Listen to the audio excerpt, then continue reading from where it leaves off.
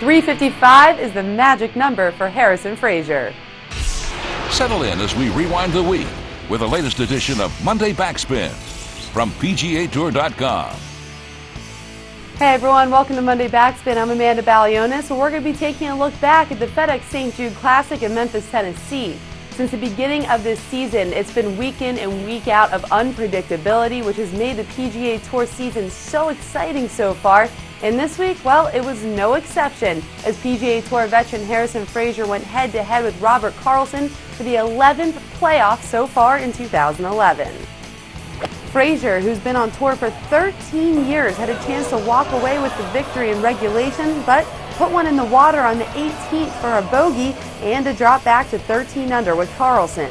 It took him 3 holes, the most we've seen in a playoff so far in 2011, for Frasier to come out with a W, but you figure after 355 starts, what's 3 more holes? I never thought it would happen, to be honest with you. The last couple of years have been really long and really hard and tough, and I thank my family, my friends, and all those people that believed in me out there, and it's pretty cool. The Dallas, Texas native has persevered through slumps and injuries throughout his career, but particularly these last 2 years have been really challenging. He suffered a hip injury and had surgery on it in 2010, which translated on the course to 13 out of 16 missed cuts. While the beginning of 2011 didn't look much better as he missed 6 of 9, that is, until he went back to his home state to compete in the Valero Texas Open and finished tied for 14th.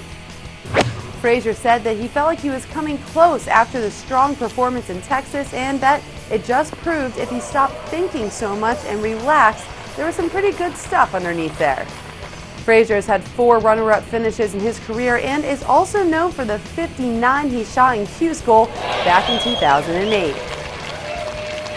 Now this one win catapults Frasier from 178th in the FedEx Cup standings all the way to 40th, which means he's in for the FedEx Cup playoffs. Remember, the top 125 players compete. But, we all know that the excellent play happens week in and week out on the PGA Tour, but the PGA Tour also does some excellent things off the course. For more about that, let's head out to Bob Stevens of the PGA Tour Network.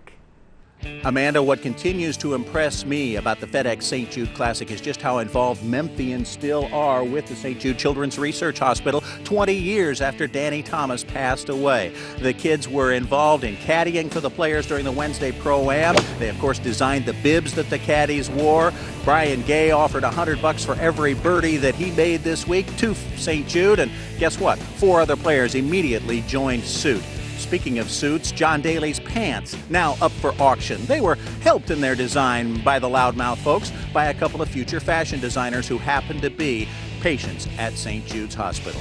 This tournament still as much a fabric of this city as Elvis or Beale Street or, the seersucker jacket that the winner took home on Sunday. For some of the players on the PGA Tour, it is now on to the U.S. Open. ESPN Radio will have that coverage.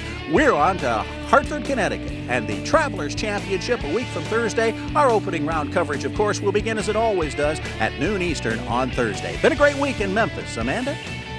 Thanks, Bob. Well, the second major is now upon us, so be sure to tune in to PGA Tour.com for a PGA Tour Today preview on Tuesday and Wednesday before first round coverage begins on Thursday on ESPN and ESPN Radio. Have a great week.